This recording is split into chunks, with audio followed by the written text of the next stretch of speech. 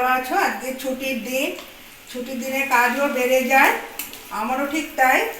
আজকে বাজার থেকে মাছের ডিম দিয়েছে, মানে মাছ কিনতে গিয়ে। তা ডিমটা কি করব, তা একটু বেসন দিয়ে আর একটু লঙ্কার গুঁড়ো, একটু পেঁয়াজ, একটু লঙ্কার গুঁড়ো দিয়ে এই দেখো একটা বল বানিয়ে নিয়েছি। এটা দিয়ে না গরম ভাতের সঙ্গে খেতে খুবই ভালো লাগে, এই বড়া ভাজাটা দিয়ে। তা ভাবি ছোট ছোট কেন দেব, একটু বড় আকৃতি করেছি। আর এটাকেও আমি সঙ্গে একটু ছিল, এটা দিয়ে গরম ভাতের সাথে দারুণ খেতে ভালো লাগে। এবার আমি মাংসের জন্য আমি প্রথমে দিচ্ছি একটু আদা কুচি, আদাটা তেলের মধ্যে ভেজে নিচ্ছি। আর দিচ্ছি টমেটো, আর রসুনটা আমি এখানে রেখে দিলাম। এটা দিয়ে আমি কলমি শাক বানাবো, রসুন দিয়ে কালো জিরে কাঁচা লঙ্কা দিয়ে রেখে দেবো। তা এখানে আজকে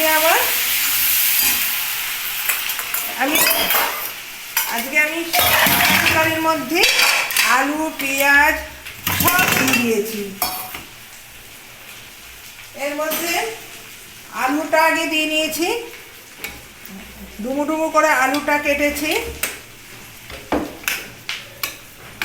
আলুটা আগে তুলে নিচ্ছি। চিকেন সব তাড়াতাড়ি করে বয়েল করে নিয়েছি, কেননা আজকে একটু বেরোবো। টমেটোটাও এখানে দিয়ে দিয়েছি। তা ভাবলাম একবারে পেঁয়াজ সব সিদ্ধ করে দিয়ে দিচ্ছি। পেঁয়াজ রসুন কেটে নিয়েছি খুব তাড়াতাড়ি। ভেবেছি চিকেন আর যে ডিমের বড়া করেছি, শাক করেছি, ব্যাস এসেই যেন গরম গরম যদি খাবারটা হাতের সামনে রেডি থাকে, মাথাটা গরম থাকে না। পেটও বলছে খেতে দে, আর এদিকে আমার রান্না করতেও ইচ্ছা করছে না। তা ভেবেছি একবারে ভাতটা সব রান্না টান্না করে, বাড়ির কাছেই মার্কেট, তা ভাবলাম এখান থেকে অটো করে যাব, অটো করে আসবো। আর দুপুরের দিকে গেলে একটু ফাঁকা। তা কালকে এখানে বাজাজ কলকাতা গেছি, তারপরে আমাদের শ্যামনগর একটা টেস্ট হচ্ছে, সেখানেও গেছি। জামা শুনে মাথায় হাত, তখন বললাম মা চলো গারুলিয়া মার্কেটে চলো, ওখানে একটু যেটা 1,500 টাকা জামার দাম।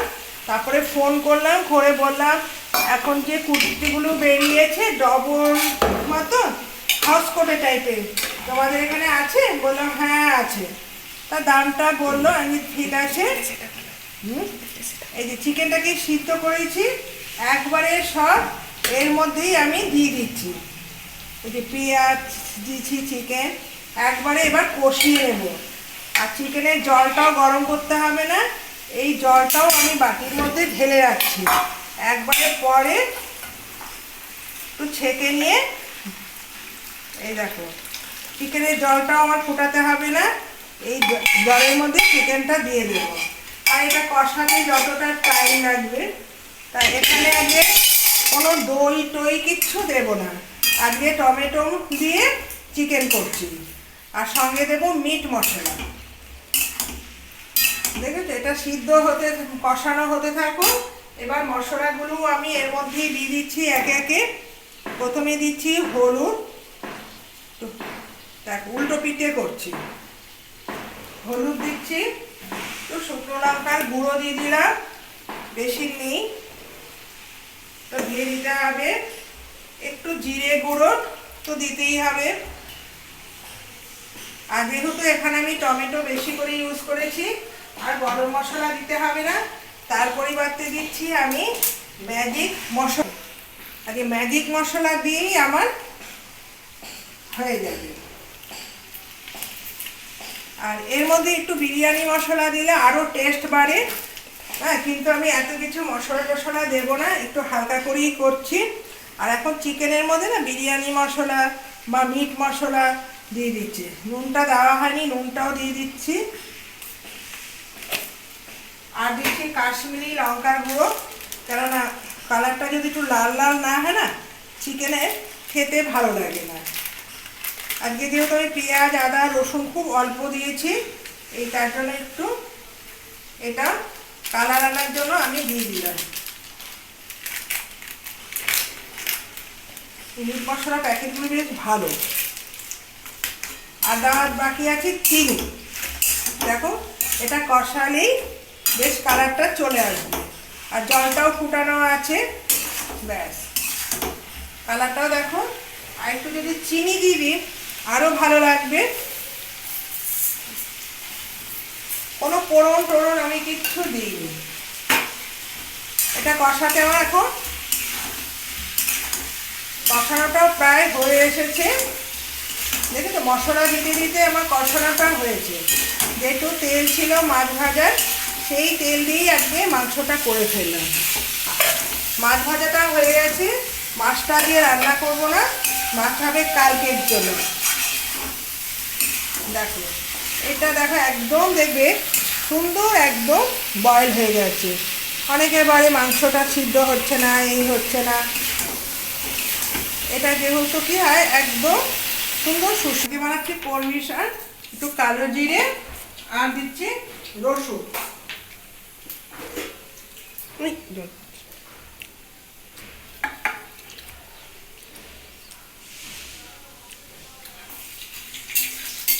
কালো জিরে রসুন আর দিচ্ছি কাঁচা লঙ্কাটা ফাটিয়ে দিলে বেশি করে পটপট করে নিজের গায়ে নিজেই ছেটা খাই, তার জন্য আমি গোটাটা দিচ্ছি, এখন দেবো না। এর আগে আমি তেলের মধ্যে দিয়েছি, পুরো ছিটকিয়ে আমার হাতে মুখে ভাগ্যে চোখে পড়েনি, কারণ কাঁচা লঙ্কা বা লঙ্কা যদি চোখে পড়ে বিষের মতো জ্বলবে। তা বাজারের মধ্যে সবচেয়ে সস্তা শাক হচ্ছে কলমি শাক, আর কলমি শাকটা সত্যি খেতে খুব ভালো লাগে। এবার পাশে আমি আলুটা কেটে রেখেছি, একটু হালকা তেলে লেগে। আর কলমি শাকটা আজকে বাজারের অবস্থা খুব খারাপ। তারপর একটা বুঝলি বাজারে যা কোনো সবজি নেই, আরে এরকম অবস্থা। তাহলে এখন আমাকে আবার কি অন্য বাজারে যেতে হবে? আর যা পাবো তাই নেবো, কিছু করার নেই। সবই ডিম মাছ মাংস সবই পেয়েছি। তারপর দেখি একটু দূরে গেলাম, দেখলাম না ওখানে মোটামুটি সবই পেয়েছি। আমার যা যা লাগে দিয়ে দিই, আর শাকটাও দিয়ে দিই। কলমি শাক দিয়ে মাংস, ব্যাস দুপুরে ডান্সটা জমে যাবে। যেহেতু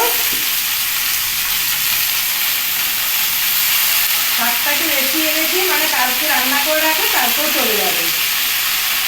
আর বর্ষাকালে আমি বেশি শাকটা খাই না, কিন্তু বাধ্য হয়ে না আমার শাকটা প্রতি খুব ভালো লাগে এক কারণে, এরপরেই পালং শাক, পূর্বে কলমি শাক কাটা বিদায় নিয়ে নেবে।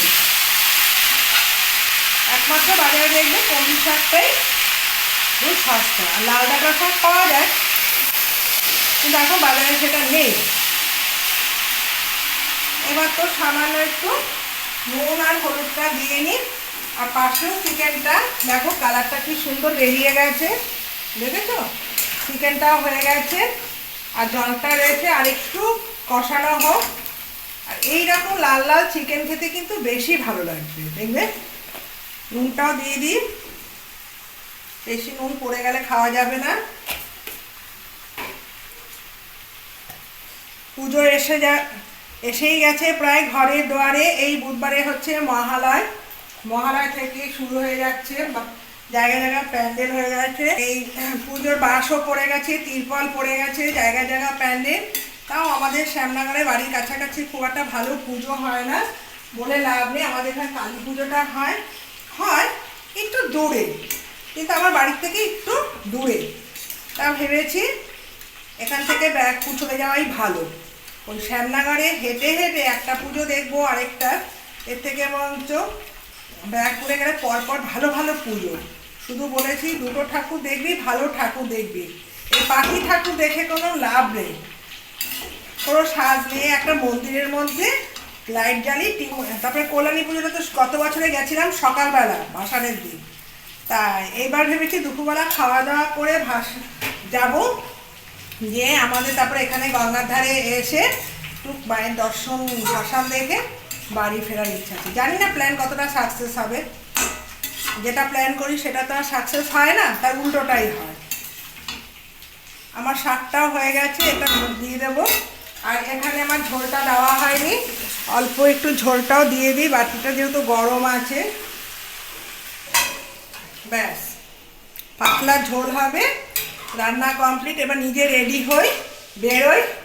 আর ভাতটা এখন করব না, ঠান্ডা হয়ে যাবে। এসেই ভাত রেডি করে রেখে দিয়েছি। এই যে এই দেখো রান্নাঘরটা গোছানো, এই যে চালটা এখানে ধুয়ে রেখেছি, বিশ্রাম নিতে নিতে আমার ভাতও হয়ে যাবে। কিনবো কিনা জানি না, দেখতে যা।